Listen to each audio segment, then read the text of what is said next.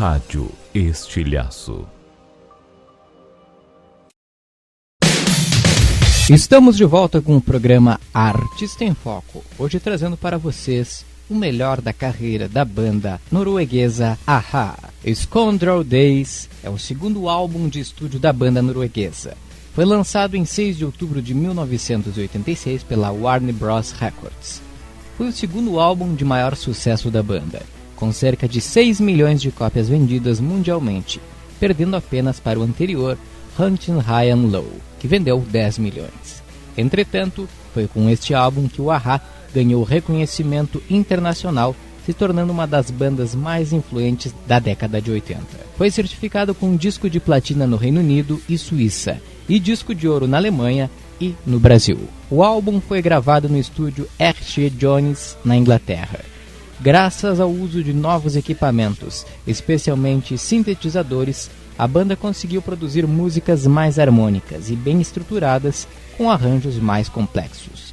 O álbum incluiu hits como I've Been Losing You, Cry Wolf e Manhattan Skyline. A própria faixa título Scoundrel Days, apesar de não ter sido lançada como single, também fez um grande sucesso e é considerada um dos grandes clássicos da banda. Logo na sequência, a banda produziu o álbum Stay on the Roads, o terceiro álbum de estúdio da banda, lançado no 1º de maio de 1988 também pela Warner Bros. Maggs alegou que foi um álbum difícil de fazer. Entretanto, segundo ele, é o disco que o trio mais se orgulha de ter gravado. O álbum adicionou mais 5 top 15 britânicos à crescente lista de hits da banda. Sua turnê mundial, que passou por 74 cidades, foi a primeira a passar pelo Brasil. Ainda neste bloco iremos falar sobre o início da relação que dura até hoje entre o a-ha e o Brasil. O álbum foi outro grande sucesso do a-ha a nível internacional, vendendo cerca de 4 milhões de cópias no mundo todo. Apareceu na posição 148 na lista dos 200 álbuns mais vendidos nos Estados Unidos, a Billboard 200. No Reino Unido apareceu na posição 2 no UK Albums Chart. Na Noruega o disco alcançou o topo da lista e foi certificado com disco de ouro no Reino Unido, Suíça, Alemanha e disco de platina no Brasil. Foram 6 singles lançados com este álbum, e todos eles recebidos com bastante sucesso. Stay on those Roads, The Living Daylights, Touch, You Are the One, The Blood That Moves the Body e There Is Never a Forever Thing, single lançado apenas no Brasil e que foi muito tocada nas rádios brasileiras. A música The Living Daylights é uma música especial da banda a-ha, produzida para o filme The Living Daylights, o 15º filme da franquia James Bond. O filme no Brasil se chama 007, Marcado para a Morte. A primeira passagem do a-ha no Brasil foi no ano de 1989, onde houve grande histeria por parte dos fãs. Os shows foram realizados no Rio de Janeiro, na Praça da Apoteose, e em São Paulo, no estádio Parque Antártica. Ambos lotados. O sucesso foi tanto que a Rede Globo transmitiu um especial da banda com takes de ensaios e músicas do show da Apoteose. Por mais otimista que fossem, Paul, Morten e Maggs não esperavam tamanho êxito. O disco Stay on those Roads ficou durante 7 meses entre os mais do ano e o show eleito o melhor do ano na votação dos leitores da revista Bis. No ano de 1990, o a-ha trouxe o álbum East of the Sun, West of the Moon, o quarto álbum de estúdio da banda, lançado no dia 22 de outubro de 1990. O álbum vendeu cerca de 3 milhões e 200 mil cópias no mundo todo. O álbum trouxe uma mudança de som da banda, tocando um tom mais sombrio e explorando instrumentos mais acústicos e também explorando mais lados da guitarra e nem tanto aos teclados de Maggs. O álbum alcançou o número 1 na Noruega, país natal da banda, e alcançou o top 20 em vários países europeus e no Japão. Foi coproduzido por Ian Stanley e Tears for Fears. Com este álbum em lançamento, o a-ha veio para o Brasil em janeiro de 1991 e a segunda passagem serviu simplesmente para o a-ha entrar para o livro dos recordes. Convidados para ser um dos headliners do Rock in Rio 2, a banda fez jus ao convite e entrou para a história ao levar uma multidão de 200 mil pessoas para o estádio do Maracanã.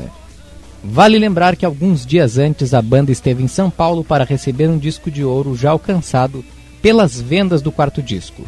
Aproveitando a estadia no Rio, a banda gravou o clipe da música Early Morning. No clipe são mostrados trechos do show e dos ensaios no Maracanã.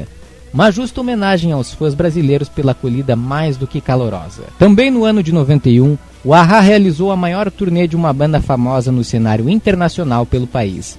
Foram nada menos que 14 shows. Para não fugir à regra, novo sucesso. A gravadora novamente aproveita a vinda do grupo ao país e lança uma nova coletânea, intitulada Best in Brazil.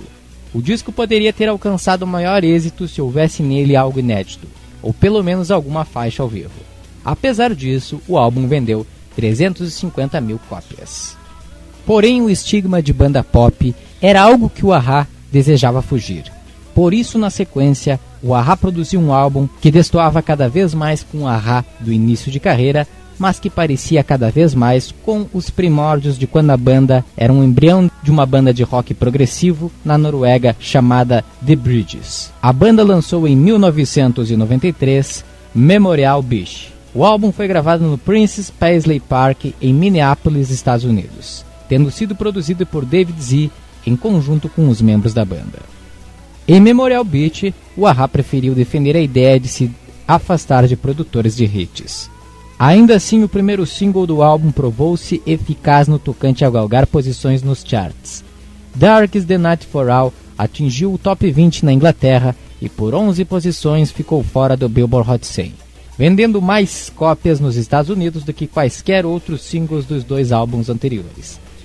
Sob o estigma de Take On Me, a banda enviou promos anônimos para diversas rádios americanas, que criticaram favoravelmente o tal álbum da nova banda desconhecida.